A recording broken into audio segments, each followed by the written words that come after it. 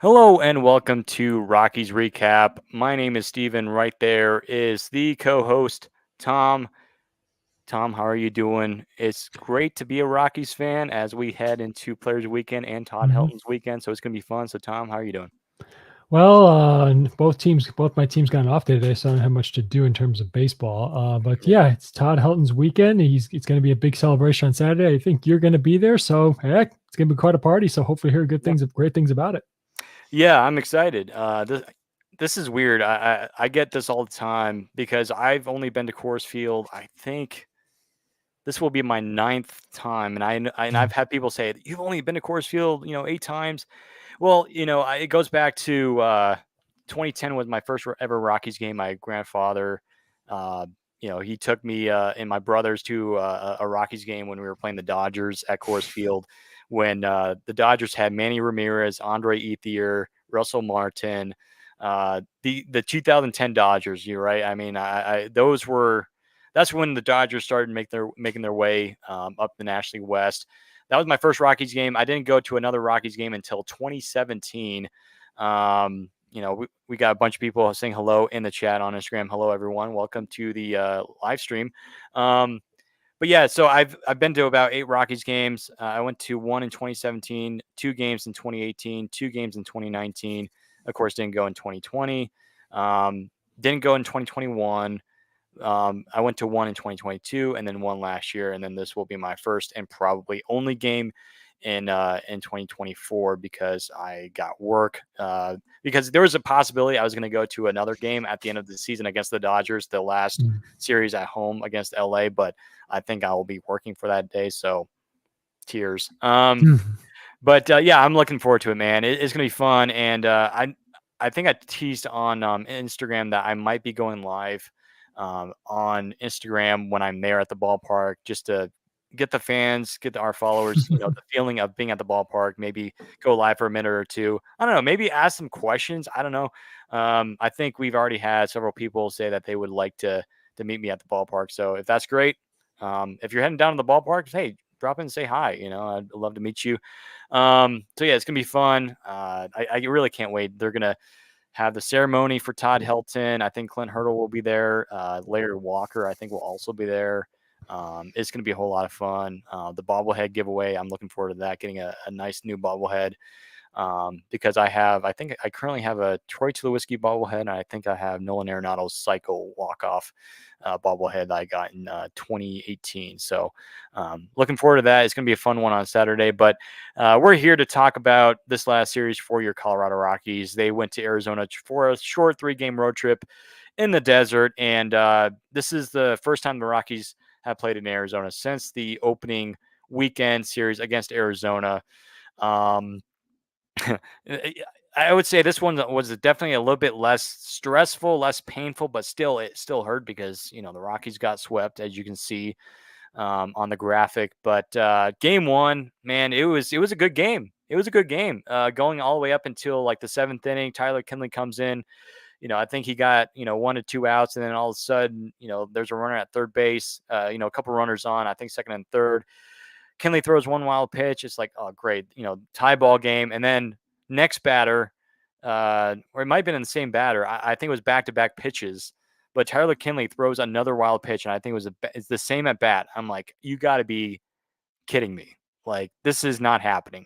But at the same time, though, as a lot of people say, that's the most Rockies thing ever. So, um, but yeah, I was like, hey, maybe the Rockies can come back and win game one, but they didn't. So it was a sad game one, a game the Rockies frankly should have won. They threw the ball away literally in game one where they should have won. Game two, much better game. The Rockies were pitching great all the way up until really the last inning. Victor Vodnik comes in, and he's been great as a closer role, almost all season long, right? In the bullpen. And, I think the first batter, I believe, was Corbin Carroll of that inning, and one of the first pitches, if not the first pitch in that bat, Corbin Carroll lines a triple. And it's insane, man, because if you look at the replay of Corbin Carroll, dude was flying around the bases. That dude is so fast. I mean, he's definitely one of the fastest guys in baseball. but it was just crazy. He got a leadoff triple, but I think Vodnik got 2 straight outs, if I'm not mistaken.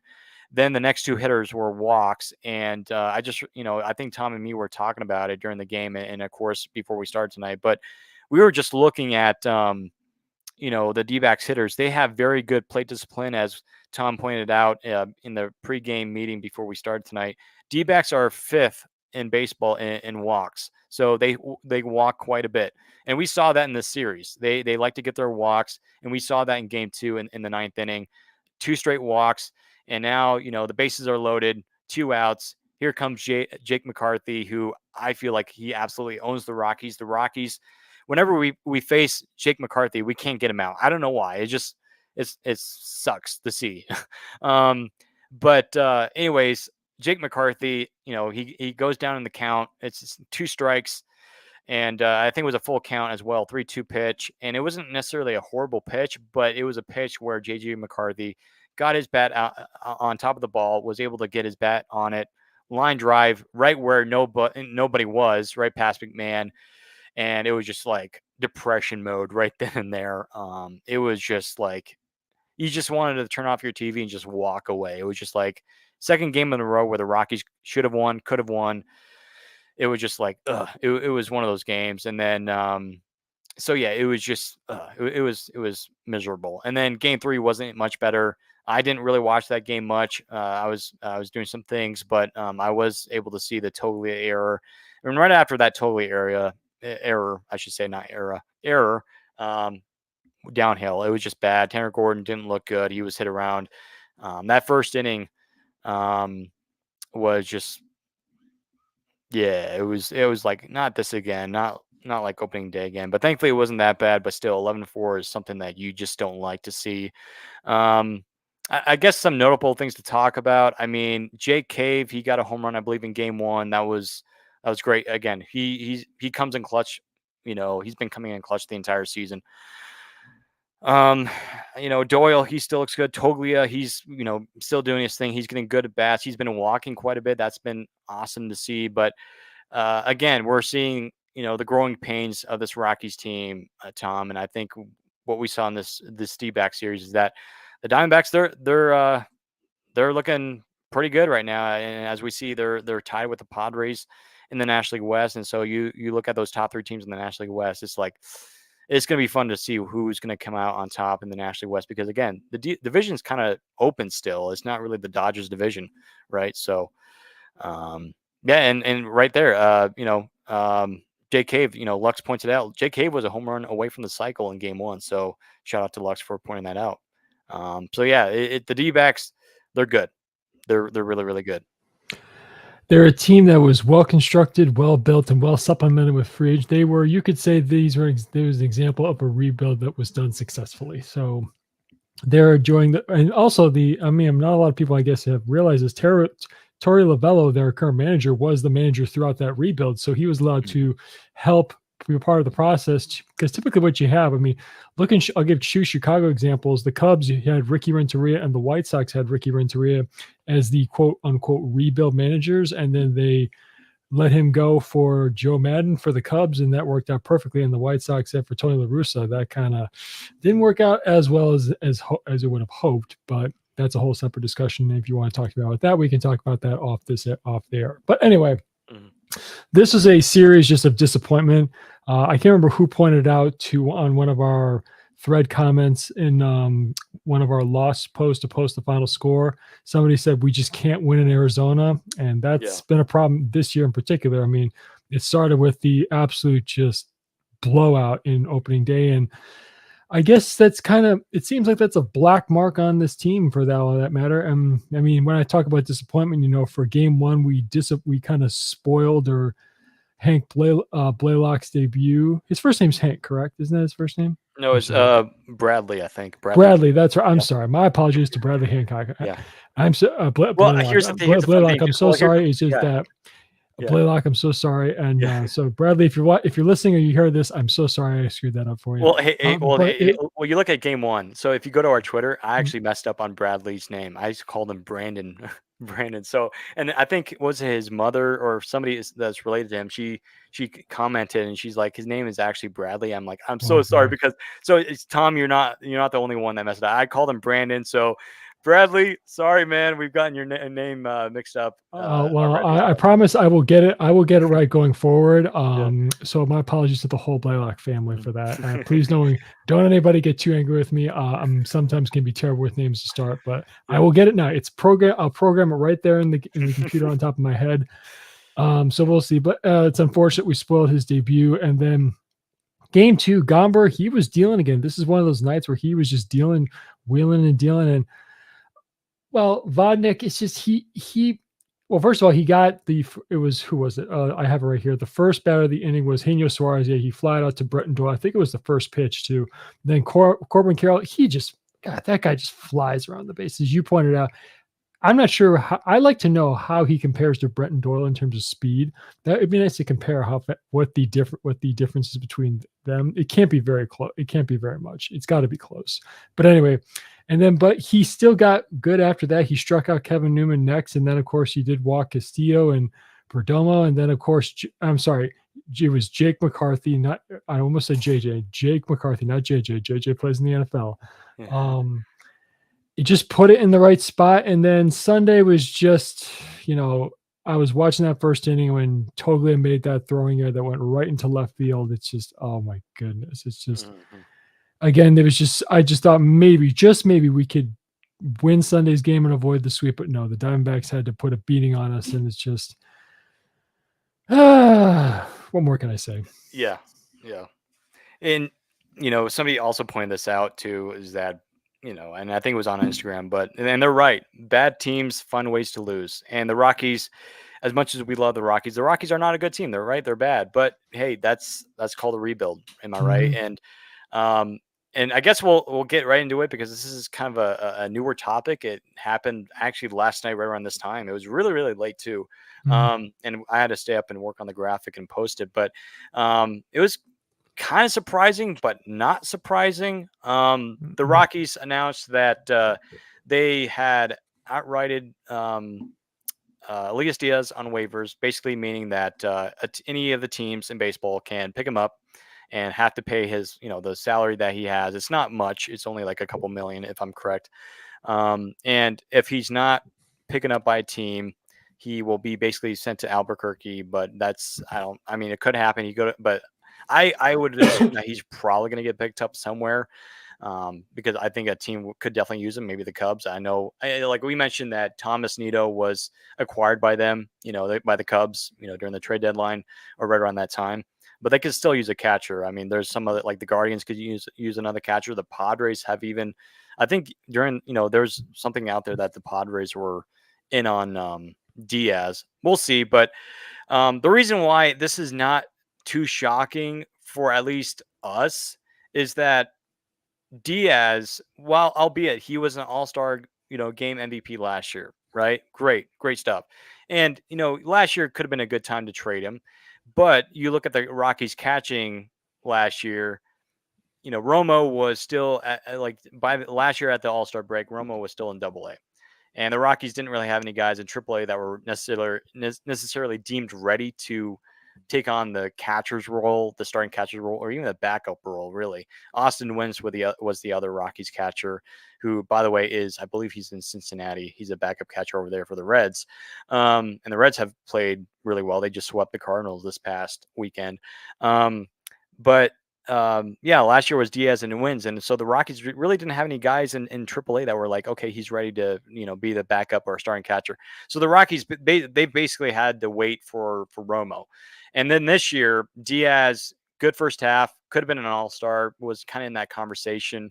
Um, and all of a sudden, once the All Star game came around, the deadline came around, he got injured, I believe, 2 or 3 times with that leg injury. I think both legs actually, both quads, or the quad area. And all of a sudden, we started seeing Diaz not perform very very well. He was grounding out quite a bit, wasn't running out the bases, obviously, because he didn't want to re-injure his injury, his leg, his quad or whatever. I think it was his quad or his hamstring.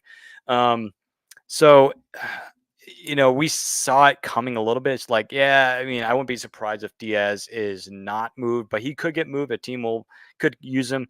But of course, as we saw and as we learned from Drew Goodman, who again, I trust him because again, he's the Rockies broadcaster. He's around the team quite a bit. He's around the Rockies officials, and he's around. I mean, he does more with the Rockies than we'll ever do, than a lot of people do. And according to him, and he talked to a lot of Rockies front office personnel. The Rockies received 0 offers for Elias Diaz and Jacob Stallings per report. The only guy that they got I think offers for was Quantrill, and people might be like, well, why didn't they trade Quantrill? Well, um, again, Drew Goodman came out and said that the offers for Quantrill were not good enough, because I uh, remember Trevor Story in 2021. The Yankees were interested in Trevor Story, and the Rockies were like, okay, talk to us, and the Yankees were going to give us, I think, uh, not really good players. Let's just say that. And the Rockies were like, nope, we're not giving you Trevor Story. Um, and so it was kind of like that situation. The Rockies, they don't want to get, I guess the word is fleeced again, like in 2021. It wasn't necessarily a whole fleece job. The Rockies did get Austin Gomber, but still, the Rockies should have traded better for Nolan. But anyways, the Rockies, they felt like they shouldn't have traded any of those guys because they felt like either they had no returns for them or they got no offers. So, yeah, like a Lux, imagine not wanting Jacob Stallings because Stallings is having probably his best year in his career. If you look at his numbers, I know it's course field, but look past that. Um, so yeah, it's not super surprising that the Rockies, Wade Diaz, they're looking toward the future as they should. Um, And I know a lot of people say, well, we should have traded him. Again, not a lot of value. The catching market was not hot at all, really, during the trade deadline. Only 2 catchers were removed on somewhat smaller deals, like minor league type deals. However, I think Carson Kelly's one was not minor league. I think it was from Detroit to Texas. But it makes sense for me, at least. Again, not a lot of value for Diaz. Injury prone this year. Yeah, his numbers are good, but he had it just really tanks your value. And plus, he's getting older. The Rockies need to get younger with Romo. Romo's ready. So go look up Drew Romo's numbers. And I know it's AAA. I know it's the PCL, but Romo, he's been there for about a year now. He's ready, and I don't think it would be right for the Rockies to keep Romo down there until next year. Let the young kids play, give them some of their time, and I know Romo is probably going to be the backup catcher behind Jacob Stallings the rest of the way, but um, let Romo play, man. And it's time to turn this roster around. And again, we talked about this, I think, during the deadline. Of course, before we didn't know about the Rockies not moving anybody, but be prepared to say goodbye to some good Rockies players that we've had for over the last several years. Elias Diaz is now the first one to go, even though it's not a trade. He's the first one that's going to go, and I don't see him coming back because again, the Rockies, they did this move for a reason, and that's for Drew Romo to be called up. So, yeah, it's just not super surprising. And yeah, so the Rockies, as of right now, they have, I believe, 39 players on the 40-man roster. So Romo will be added to the 40-man roster. And as Tom pointed out before we started tonight, that I think is Romo eligible for the Rule 5 draft for this offseason? Yes, he is. Okay, So so yeah, if you don't add him, you risk losing him in the Rule 5 draft this offseason. And there's a good chance that if you do let him go to the Rule 5 draft, someone is going to claim oh him. yeah, 100%, yeah. So the Rockies, they have to, and I think they know that, so that's why they made this move. So you don't want to lose Romo, right, guys? I mean, yeah, this is a guy that could be a really good catcher, maybe a franchise type of catcher for the Rockies. So you don't want to lose him. So that's why the Rockies made that move. So and yeah, it makes sense. And even though it is sad to see Elias Diaz go, he's been a huge part of this Rockies team. I understand the All Star Game MVP stuff, but you know, he can't stay young forever. He's getting older. The Rockies got to get younger. We got to let the younger kids play. So yeah, like Luck says, we better add him because again, you don't want to lose him in the Rule 5 draft because if the Rockies don't play him, basically if the Rockies don't play him this year, he's going to be on the Rule 5 draft because he's got to be on that 40-man roster. So he's going to be added. So that'll be fun. Other news: Nolan Jones. I think he should be coming back as well. He could be coming back with maybe even Drew Romo as soon as tomorrow because again tomorrow is the game 1 for the Padres series. So keep an eye on that. I think Nolan is ready. It would be kind of weird for them to still keep him in AAA. Nolan's been doing well in his rehab, so it would surprise me if he's still there. So keep an eye on that. I'm trying to think if there's any other Rockies news. I don't think so. I think Chase and Shreve, it's kind of funny because the Rockies just signed him like a week ago, and now he's elected free agency. So Jason Shreve I think he only came in for like one appearance as a Rocky, so which is kind of funny, which I don't know. So, but he's out. But yeah, I mean, again, keep an eye on Romo. So, yeah, Lux points out in the comments, hoping to see our Rockies now post about Drew Romo getting called up. Yeah, dude, it's ready. It's ready. So be prepared for tomorrow or hopefully over the next day or two.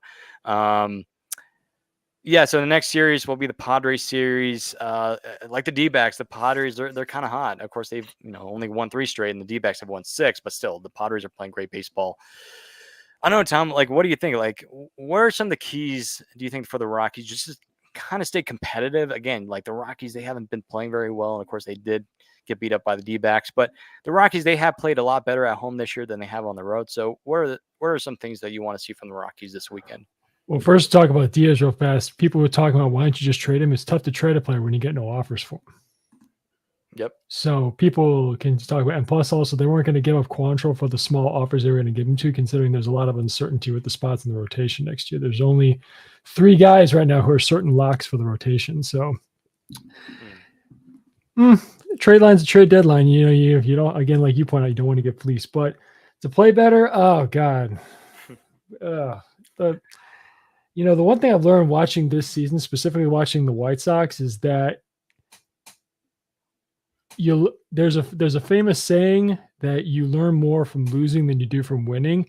So when you lose this much, how much exactly do you learn, especially when you're at the highest level of competition in professional sports for your respective sport, and you're playing in front of a stadium full of people if you're playing a heavy market team, or if you're playing on a large televised audience. Either way, there's just so much pressure given so many different factors. To answer your question, how do you play more competitive? I guess you just got to use a famous saying of a famous radio personality here in Chicago: wake up, get a cup of coffee, and find a way to win a damn baseball game. I guess is the best way I can put it. It is going to be interesting with Romo coming up now, and if Nojo does come back, we'll see. The one thing I'll say about him, we talked about this the other day. He is having an unfortunate sophomore slump, you could say, but that's not due to poor performance; it's due to injury. I think I did mention this when I was at the game on the South Side. He was getting heckled from the bleachers. Some guy did make fun of his haircut because what was it? He had not a mullet, but he had kind of a what do they call it? What do they call it? A modern version of the mullet, I think is what it's called. Right. But either way, I don't know. It's really tough when you're losing this much to keep getting back up and keep playing. But hey, that's the best you can do, and just hope you can pull out to get everything going right to run a win. Plus, it's just the problem is with the Rockies specifically, they just can't seem to always get too many games where everything is clicking. Offense, pitching, defense is all clicking on the same cylinder. So we'll see. I mean, that's the best I can come up with it. I mean, unfortunately, I've never been in this situation before where I've lost this many games in a row or in a full season. So yeah. I just would love to see. I just wish I could. Sometimes with a team losing this much, I wish I could just be in the clubhouse for a couple of days and see what the vibe is or what the atmosphere is like in there. Yeah, and over the last couple of years, it's been good seeing that there have been positive reports that it's a good clubhouse. It's just not a lot of winning, but there's a lot of winners in that room. And I will say, I almost forgot to mention Jordan Beck. He came back this series, and played in game 2. Made a great catch yesterday too. I mean, I know it was 11-4 11-4 game, 11-4 loss for the Rockies. But in that, was it eighth or ninth inning? That would have Like, went over the fence too. yeah, right. And they looked Yeah. happy. I mean, Beck and Doyle, they were smiling. It's just like that's what we need to see. Even though, yeah, it sucks that we're losing 11-4. We're gonna get swept here. Doyle and Beck were smiling. I think he even Yeah, took it out of a fan's glove. It was right. going Yeah, right to a fan's glove, and he went right in front of it and said, "Nope, this is mine." yeah. That was really cool. Like, we need moments like that. Yeah, like this season, like that game, yesterday's game was very much like kind of like the Rockies years. Like, you want to turn off the TV, but there's those little bright moments, and we saw that last year too. Um, and the Rockies are going to lose another 100 games, and I really am not looking forward to like a bunch of Rockies fans like, here we go again. 100 losses. Listen, like I've mentioned 100 times this year, it doesn't matter if you have 98 losses or 104 or 105 losses. You're still a bad team. And now, granted, you don't want to lose 100 because there's just that value to it of 100 triple digits. But still, you're still a bad team. I mean, it just. But yeah, we do have one comment on Instagram, and it's a very good comment because it just came out today. It's kind of trending in the baseball world. What do you think about the potential rule of starters going at least 6 innings? So, good question from Oh, good question. from Instagram. So, Tom, I'm going to have you go first because Ah, I really don't know what to say about this right now. that's a tough, given how pitchers are trained and how coaching staffs manage the bullpen and the starting rotation with innings and pitch counts. That's a hard rule to enforce. I mean, again, if we go back, I'll use the 2005 White Sox as an example. They had four starters that pitched over 200 innings that season. That doesn't happen anymore. You're never going to see that again. And the problem is, from what my research and listening to pitchers who pitched in the game and who now are heavy deep into how training goes, both in college and minor league training programs.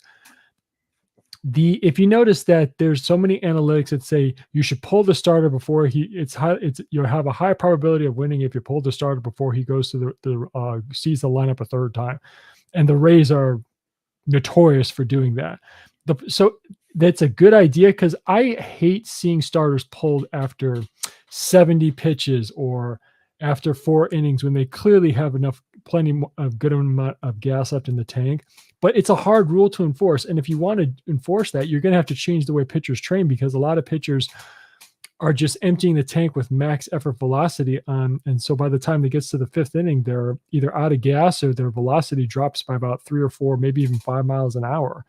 So I would love it to be a rule or let's say not a rule, but a benchmark for a pitcher to strive for. So not only can you, I think, fulfill because I think the job of a starting pitcher is to go at least 5 or 6 innings, and I would say even 6 or 7 because another problem that this is causing with pitch starters not going very long is you're killing your team's bullpen, and it's forcing so many pitching moves. You're sending this guy down, you're calling this guy up, then you're gonna a couple days later, you're gonna send that guy back and bring this guy up, so you can make sure the bullpen doesn't get completely overworked. That is a thing. Bullpens can get overworked. That's why I don't like bullpen games because that does, of course, can lead to overwork of your bullpen. And we talked about this a couple episodes about we're worried that Victor Vodnik's going to be pitching too many innings this season. So I think it's a tough rule to implement. I do like the idea of that being the bar for starting pitchers, but again, in today's game, it's going to be tough to do. Right. Yeah, I agree with you. Again, this is something that we're gonna have to take a closer look at because it was just like there's a part of me that's like, okay, but also part of me is like, I don't know if they should be necessarily forcing that and forcing that because it's just like we've never really had that in baseball where it's like, oh, you have to pitch this number of innings because what if you can't, and what if there's an injury? It's just I don't know. I will say this too, and I do kind of agree with Lux. I think 5 innings is fair, and I agree with that. Like Tom is putting up my thumbs up. I like that as well. For me, we have to see this a little bit more closely and see this in the actual games, maybe in spring training. I don't know. I will say though, I am looking forward to the they call it the robot umps, but it's really just where you can challenge the strike zone. That's really what it is. I don't know why they call it robot umps because it's not really a robot behind home plate. It's actually a real umpire. It's just that you can challenge it. I'm actually excited for that. That's gonna be fun. Again, it's kind of weird how They call it robot umps. And Lux does make a good point. Maybe test out in the minors first, because that's what they usually do. They did that with the pitch clock, because in 2022 I went to a Pensacola Blue Wahoos game, and they're the AA team for the Marlins, and I remember seeing the pitch clock for the first time, and that was in 2022, and obviously that was, I think, a year before they had the pitch clock implemented in baseball. But yeah, Lux says have a good point there. I think there is one other comment on They YouTube. Oh, go ahead. real quick to interject. They actually are testing that in the automated strike zone in the minors right now. Yeah, they're testing it. I think, what Mhm. was it, 2025 or 2026? They were thinking about calling it up. Yeah, because with the pitch clock, it was the same thing. They tested it in the 1 year, and then the very next year was in Major League Baseball. So the plan is next season, I think. Mm-hmm. Yeah. I haven't heard anything bad about it, so that's all. Right. Yeah, and I'm looking forward to it. And I think a lot of, and actually, I think during the breakout games this spring training, when the Rockies played the Diamondbacks, I think it was actually in use. They used it. I think Drew Romo, I think they have to do this in the minor leagues on their, batting helmet or catcher's helmet or a mask. They do that, and that's a challenge for the striking. It was really, really cool. It was awesome. I do like this comment from Instagram, no reason 27. Because this also came out today. It was the MLB pipeline prospects. The Rockies are ranked, I believe, 12th in all of baseball, right behind your Chicago White Sox. That's great to see. The Rockies farm system is on the way up. The Rockies have 6 players in the top 100. Mhm. And no reason 27 says 6 in the top 100 is what I'm looking at and what we're Mhm. looking for. And it's exactly right. And there's even a debate that Sean Sullivan, and I think somebody DM'd me on Instagram that, Sean Sullivan should have been on there. Like, the Rockies could have 7 Mhm. on there. Yeah. And but it's really cool to see a bunch of these guys. Charlie Condon is already the, I believe, the number 12 prospect in all of baseball coming into today. No, he's the new number 1 Rockies prospect. For me, I'm excited for Condon, but at the same time, though, I don't want to get too excited because it's the Rockies. What if something bad happens? So I'm trying to lower my expectations down a little bit, because Charlie Condon is currently ranked higher, of course, by 1 number than Travis Bazzana of the Cleveland Guardians. But I'm excited for Condon, but still, as Rockies fans, we should, have some sort of level of, you know, we need to be careful here. We don't want to expect too much from Condon, but still, I mean, he's done pretty well in high A, and again, he skipped low A, and didn't even play 1 single inning there. So I'm excited for Condon. The Rockies, they have a good farm system, and it's just going to get better. And a lot of stuff has been going around recently about Ethan Holiday potentially going to the Rockies at 1-1 next year. That's if the Rockies do get the number 1 pick. But again, there's the lottery that could change to where the Rockies could get the number 3 or number 4 pick. And I think the Rockies could go as low as 6 or 7 next year. Hopefully that doesn't happen, but the Rockies, they've had good history, and either way, the Rockies are going to get a very good draft pick next year. Well, like I said, like I texted you, I was maybe again. I'm not a scout. I'm not an evaluator. I'm not Jim Callis, Gerard Mayo, or any of those guys. But Charlie Condon debuting at 12, I just thought, whoa. So hey, but then again, the White Sox top number 1 draft pick, Hagen Smith, the pitcher from Arkansas, he debuted at 28. So I guess a lot of these top draft picks are being. I didn't check where all of them are, but again, it speaks for optimism. It's kind of it's understandable, but Amador, he dropped all the way to 98. Ooh. So, but Yeah.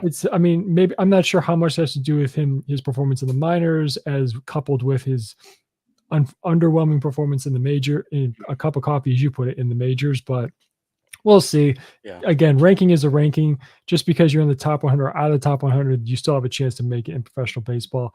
It was good to see Jordan Beck in the top 80. And then Chase Dolander is up in the top 25. I can't remember what his ranking was in the last update, right around the All-Star break. But oh yeah, Lux. Of course, we all agree that Amador is better than 98. Well, but that's yeah, not. But this is not our opinions. It's yeah, draft right, evaluators' opinions. And again, a ranking is a ranking. Doesn't mean he's not going to have a good career. right. Well, the reason why I kind of disagree with that is because Amador is actually doing pretty well Mhm. since he's been up in Double A. I mean, I think he hit another home run either today or yesterday. Like, he has a number of home runs in Double A, and has a good batting average. Mhm. So I don't necessarily agree with that. I really do believe Amador, he has good defense. good on base percentage. And again, he's playing in Double A. It's a pitcher friendly league.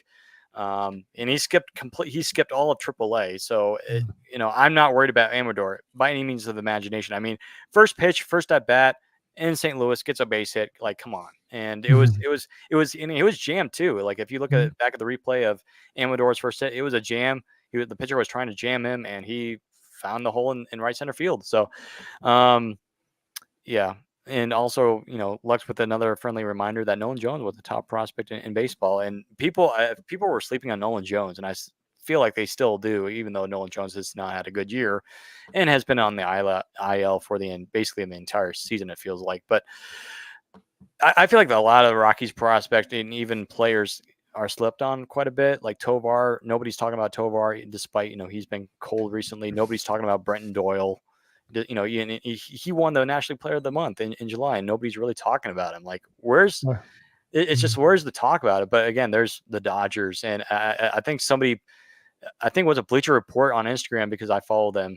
They posted something that it was kind of not. It wasn't too surprising, but MLB posted a post about like the Padres and D-backs, gaining ground, in the National League, West behind the Dodgers. They deleted that. Then they put up, the Dodgers are leading the National League. It's just like the MLB Instagram, they love the Dodgers. Let's just say that. They love a lot of those high value teams. I mean, yeah, was that they're talking more? Obviously, they're with the Padres surge here. They're talking more about Jackson Merrill than Brenton Doyle. Yeah, and don't get us wrong. Like Jackson Merrill, he's probably going to win Rookie of the Year in the National League. Or he'll be a top 3 guy. I'd say. Top 3 guy, and I think he definitely could have the case where he definitely should or could win the National League, Rookie of the Year. But still, like, nobody's mentioned Brenton Doyle. Like, it's just, we need more coverage on this guy. And however, it's easy for MLB or like reporters or media companies to say, well, they're the Rockies, they suck, so let's move on past them. Let's look at the Dodgers, let's look at the Padres. Or it's just like, come on, but you know what? I'd rather be a team that surprises a lot of people, like we did in 2016, 2017, when we built that group together. And I will say this too, and I'll hand it off to you. But last night I was thinking about it.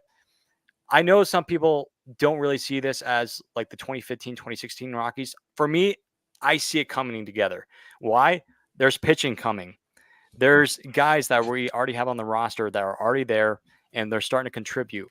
And it reminds me of like the Charlie Blackmons of like 2014, 2015.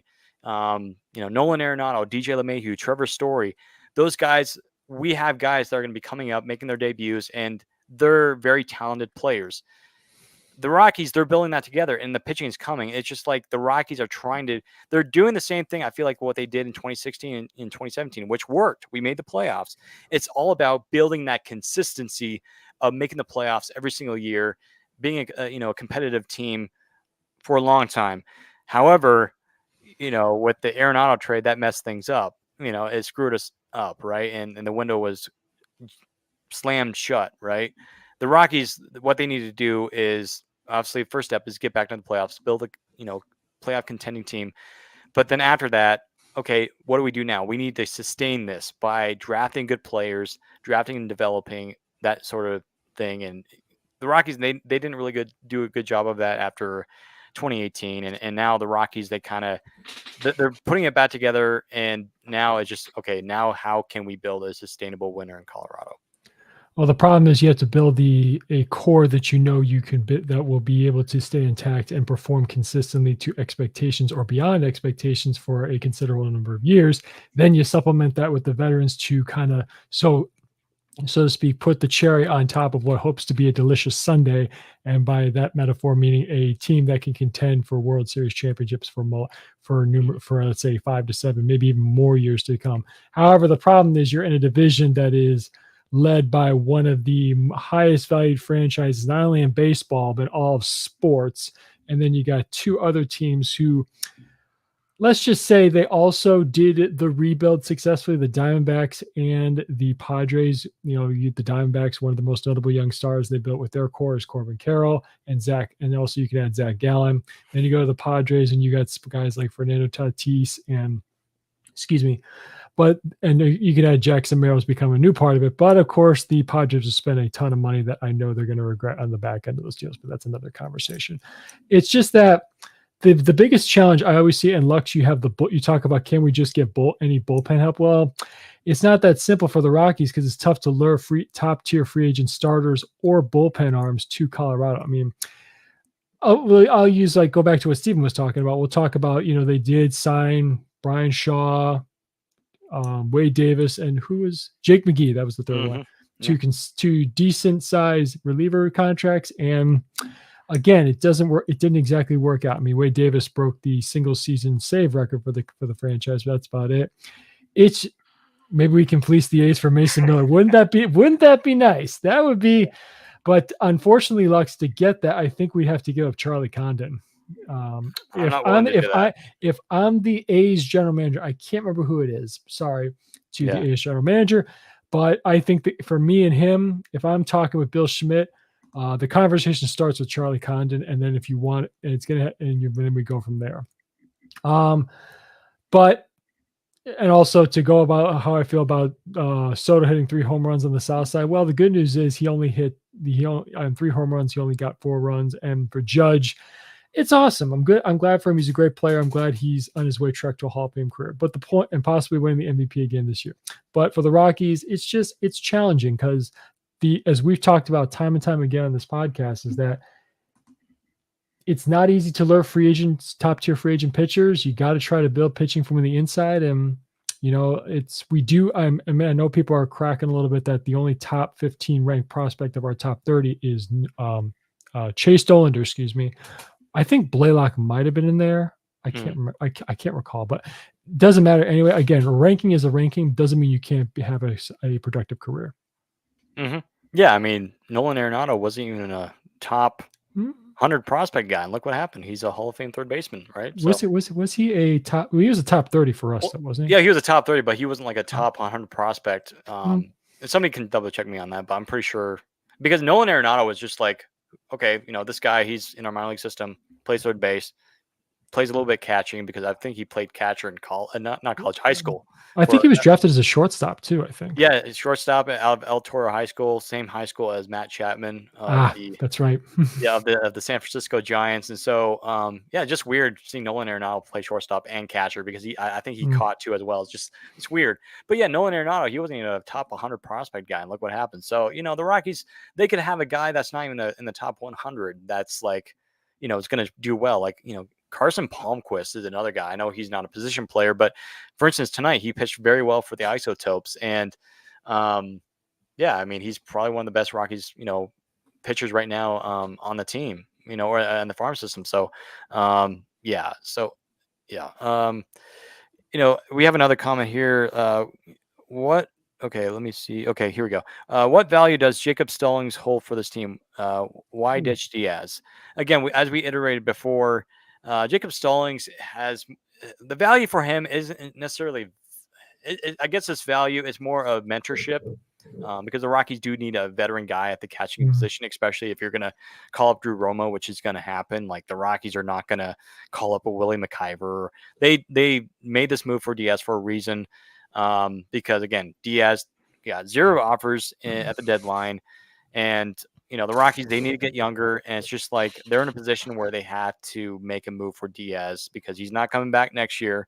And, I guess it would be, I don't know. It's still somewhat like weird, but at the same time, it's not too surprising. Like we mentioned, again, you'd have to go all the way back, at the beginning of our show to, kind of get our real thoughts on it and, have a better idea on that. But, Jacob Stallings, he's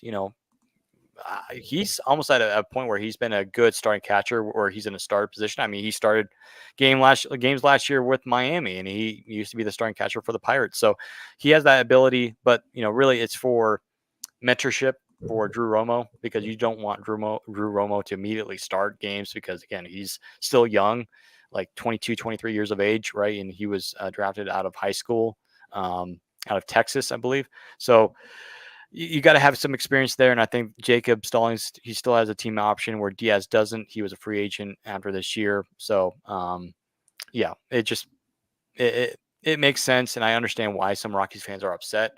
and disappointed. But again, the Rockies, they need to get younger, right? And I know it's like, oh, we should have gotten something in return for Diaz. Again, the Rockies got 0 offers. Nobody really wanted him, and the catching market wasn't very hot to where the Rockies could have moved him. And again, we talked about this before. You just don't want to trade a guy just to trade a guy. You want good players, solid players in return. I don't think we would have been able to get that with Diaz.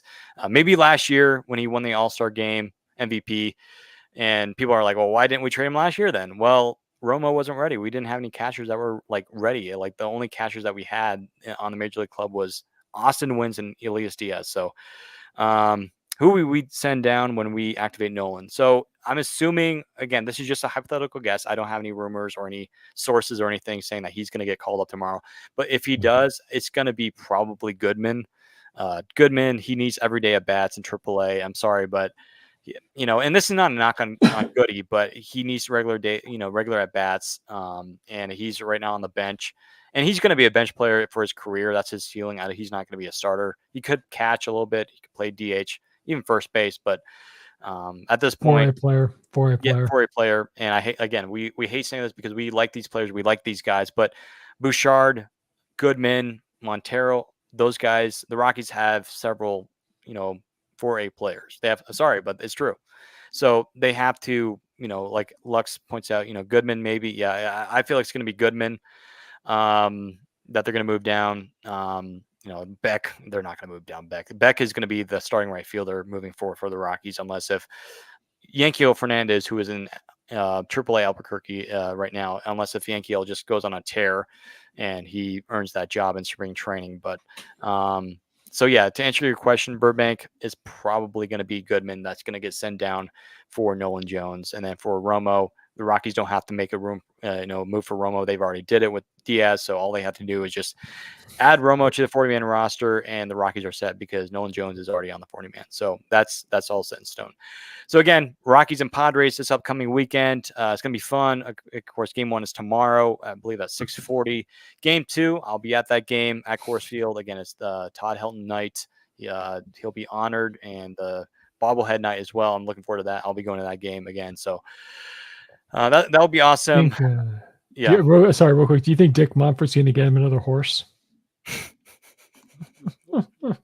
That'd be kind of a funny. I wouldn't be shocked at this point. Or they give him a unicorn. No, they give him a unicorn. Oh, okay. Or maybe they give him who was Joey Votto got Zach Kozar a donkey for making the All-Star game. So maybe maybe it's just, I'm just thinking maybe Dick Monfort wants to add another animal to Todd Helton's farm in Tennessee. Hey, have Bo Nix bring a horse, like another horse, like paint it orange. I don't know. I mean, like maybe he'll be at that game. Well, it's going to be cool too because Beck, from University of Tennessee, and Beck was, Todd Helton was a huge mentor for Jordan Beck, and for Beck to be there on the Major League roster, and I'm excited because again, there's some Rockies players that I haven't seen yet play in live action before. I haven't seen Beck, of course. I've seen Tovar, I've seen Doyle, I've seen Jones, but yeah, it's going to be fun. But yeah, it's going to be probably a unicorn, or I don't know. Anybody that's watching on YouTube or Instagram, give us some ideas. What do you think Dick Monfort is going to give Todd Helton and as his personal gift? Because he'll get a number. I think he'll get a few gifts, but I think, what is Dick Monfort's personal gift? No, actually, here's what he'll do. He'll announce a brand new deck at Coors Field. Oh boy! In left field, they're going to build another bar behind that. Call it, I don't know, Todd Helton's bar. I don't know, because there's a Helton burger in left field, which is, by the way, I might get that on Saturday. The best burger I've ever had in my life. It's really, really good. The shakes are good, and if you've been to Coors Field, had the Helton shake, it's phenomenal. We're in I think it's right field there where you got Larry Walker. It's got the Hall of Fame gold symbol around it. I'm so looking forward now to having Todd Helton's number, finally having that around it too. Well, it's going to be really cool too, because I think where I'm sitting at is in straightaway center field, like basically we're near where Doyle plays. So I'll have a really close up view to that. So it's going to be awesome. So I'll have my camera out. I'll need to make sure my phone is fully charged for that, because the worst thing would be if I'm recording, my phone dies, but thankfully I have an Android. I know some Apple users are out there. I'm going to unfollow Rockies right now because he uses Android. Hey, come on, people. But yeah, it's going to be fun. I can't wait. So, Okay, we have a comment here. His personal gift should be a letter of resignation. Oh. I Love mean, it. Dick. I love it. Dick Monfort's letter of Yeah, like resignation. Dick Monfort, like Well, well, offers he to. can't. Well, he can't resign. He can only sell the team. He can't Oh, resign. and then Or yeah, maybe there's he an, could yeah. resign as chairman of the board. I think he's chairman of the board, so he could resign from that. And Or then maybe give up controlling ownership stake to somebody else. yeah. Well, then here's another one. Recommend the Helton onion rings. Mm. Maybe because I think those are actually a thing. I'm not sure. Is that a thing at Coors Field? I haven't tried that. Uh, Maybe Dick Monfort will hand Helton his own onion rings. Here you go, Todd. Welcome to the Hall of Fame. Here's some onion rings. Celebrate on me. Um, uh, but it's kind of funny too because again, like Dick Lux says, goes up there and gets booze. Well, I remember when Larry Walker got inducted into the Hall of Fame, and we had that announcement. There was really no booze for Dick Monfort. I know, he's not like John Fisher in Oakland, but or Jerry Reinsdorf in Chicago. or Art Moreno in LA with Oh Anaheim. God. No, I guarantee you, Dick Monfort will. If you, I say this again, Dick Monfort's a better owner than Jerry Reinsdorf right now. I mean, obviously, Yeah. Jerry does have 2005 and 6 championships with the Bulls, but that was the 90s. Mm-hmm. Yeah, Lex says maybe try the new ice cream spaghetti. Of course, I saw that. I'm not really intrigued by that. I'm sorry, but I mean, Wait, ice cream spaghetti? Yeah, like it's brand new. It came I gotta out. look this. They I announced. go ahead. Sorry, I gotta look They this up. announced it, I think, about a month ago. And to be honest, I was just about to say this. I'd rather have the White Sox shake than that. So just, it looks good. Well, The shake that is, not the spaghetti ice cream. Oh, yeah, I see here. Polar pasta dessert. Whoa, Jesus! Polar pasta dessert is what it's called, or polar paste dessert. Whoa. It's a very interesting desserts here. But then again, I mean, on the south side of Chicago, we just debuted the Campfire Milkshake, which is getting national attention. So I can't really I can't really make fun of anybody's dessert. Yeah, the best thing to come out of White Sox country in this entire season, unfortunately. It's a milkshake, whatever. It looks good though. I mean, again, it was phenomenal. It looks good. I saw a video of like them making it. It looks really, really good. Well, my wife and I, when we were at the game, we didn't try it because it was too hot for a milkshake. It was way too hot. So if we go back to a night game and it's whether it's cold or just warm, we'll try it then, and then I'll give you my opinion then. Yeah, definitely do that. And I don't know. Again, I could try tomorrow, but again, I mean not tomorrow, Saturday. But I'm more of a random just same old hot dog. I'm an old style person that likes their hot dog. Like pointed out that people said it was good. I'm assuming it was the spaghetti ice cream. I don't know. Maybe eventually I'll try it, but again, for me, it's not too enticing to eat. Like, oh, I'm gonna go get the ice cream spaghetti or spaghetti ice cream. It's just like, we'll see. Typically not two things you go together all the time. Right. And it's just like, probably not. We'll see. Uniqueness, I guess. I don't know. Uniqueness. Yeah. For me, again, I'm a home boy for my hot dog and my nice soda. That's me at the ballpark. Well, my thing for baseball game, it can't be a good baseball game without a good old-fashioned American hot dog. Perfect. I mean, at Coors Field, I think they had the foot-long hot dog. So good. Wow. However, I think one year I had the bratwurst. Horrible. I don't think I even asked for it. Like, they just gave me a bratwurst hot dog. And no offense, I mean, there's some great people that work at Coors Field, but this person, they just gave me a bratwurst hot dog, and I'm like, I didn't ask for this. And I was like, you know what? I'll just try it. It was horrible, but I just took off the bratwurst and ate the hot dog. But was it overcooked or? It was actually undercooked. It was kind of cold. It was cold, and I think this was like in 2019 when my first time going to the game in 2019. Second time was much better, but the bratwurst hot dog, I don't know. Some people like it. I'm not gonna speak against it, but for me, I didn't personally like it. But yeah, hopefully I don't have to worry about that. But again, I think last year I had I think there was the Hilton burger. So I don't know. Maybe I'll go back to hot dog this year, but I don't know. The Hilton burger is so good, dude. Well, then you got to get it. If you have a staple, I always say you got to eat it whenever you go. I'm just trying. Well, the area where I'm going to sitting at is still somewhat close to the Hilton Burger, even though like the Hilton Burger is near the foul pole, and I'll be like near where they used to have the AT&T Sportsnet, right or left field. It's going to be straight away center field. I meant where they get the Hilton Burger. The Hilton Burger is left field line near the foul pole. Got it. on the concourse. Just So making sure you yeah, keep that in mind for next time I'm in Denver. yeah, yeah. So again, I'm gonna look. Maybe I'll look around. Maybe I might try something new on Saturday. So we'll see.